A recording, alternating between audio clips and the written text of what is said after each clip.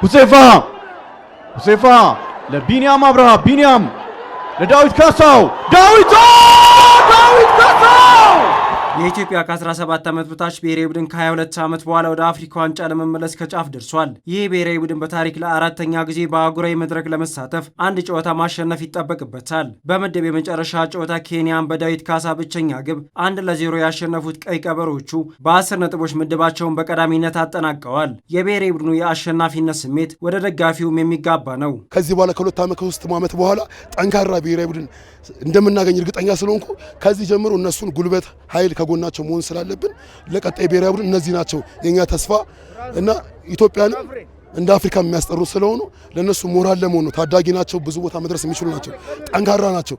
በሞራል በድጋፍ በሁሉ ነገር ከጎናቸው ሆነን እስከ ዋንጫ ድረስ እንሄዳለን። እነዚህ ወጣቶች ከኢትዮጵያ ከመላው አገራችን የተወጣጡ ወጣቶች ናቸው። ጥሩ ናቸው፣ በጣም ደስ ይላሉ።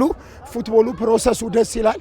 ከተከላካይ እስከ መሃል እስከ አጥቂ እስከ በረኛ ያለው ነገር ደስ የሚል ነገር ነው። አንድ ጨዋታ እየቀረው ለግማሽ ፍጻሜ የደረሰው የኢትዮጵያ አዳጊ ብሔራዊ ቡድን በአፍሪካ ዋንጫ ለመሳተፍ በትንሹ እስከ 3ኛ ደረጃን ይዞ ማጠናቀቅ ይጠበቅበታል። አዳጊዎቹ በሜዳ ላይ ያሳዩት ድንቅ ብቃት ለነገ ተስፋን የሚጭር ነው። በቴክኒኩም ጉዳይ በታክቲኩም በተለያየ ነገር የሆነች ነገር ከአውሮፓዎቹም ይዞ ይመጣሉ ብዬ አስባለሁ። ያው አንደኛ የውጭ አሰልጣኝ ስላለን ልጆቹ ደግሞ የመቀበል ችሎታቸው ታዳጊዎች ናቸው።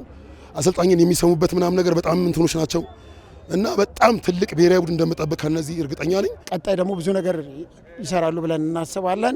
ይሄ ወጣት በጣም የሚገርም ወጣት ነው።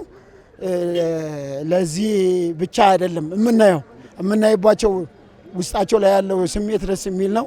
አፍሪካ ዋንጫንም በእነዚሁ ላይ እነዚህ ሳይበትኑ ቀጥሎ ከተሰራ ወደዚህ እንዲመጡ ካደረጓቸው አካሄድ ሁሉ ወደፊትም ከተሰራ ለ2029 እነዚህ ወጣቶች ሻምፒዮን ይሆናሉ ብዬ አስባለሁ። ከዚህ በላይ በሀገራችን ኮርተን እኛ ኢትዮጵያውያን ኳስ ተጫዋቾች አሉን ብለን በሩጫውም ዘርፍ እንደምናየውላ በኳስ ተጫዋቾችም እንደዛ የምንልበት ጊዜ ቅርብ ነው። የኢትዮጵያ ከ17 ዓመት በታች ብሔራዊ ቡድን የግማሽ ፍጻሜው ጨዋታውን የፊታችን እሁድ ያደርጋል። ሁሉም ኢትዮጵያዊ የፊታችን እሁድ በአበበ ቢቂላ ስቴዲየም ለማይቀረው ድግስ ጥሪ ቀርቦለታል። አንድ ሰው እንዳይቀር የሁሉም ይሄ የሀገር ግዴታ ነው፣ የክለብ ሳይሆን የሀገር ግዴታ ነው። ስለዚህ የሁሉም ክለብ አስጨፋሪ በቃ ሀገሬን እወዳለሁ የምትሉ በዚህ ሰዓት ነው ለሀገሪቷ የምታስፈልጉት። 90 ደቂቃ ነው የቀረን። ስለዚህ ልጆቹ ደግሞ ያደርጉታል፣ ተመልክታችሁታል። ስለዚህ ልጆቹ ደግሞ ያደርጉታል፣ ያሳኩታል።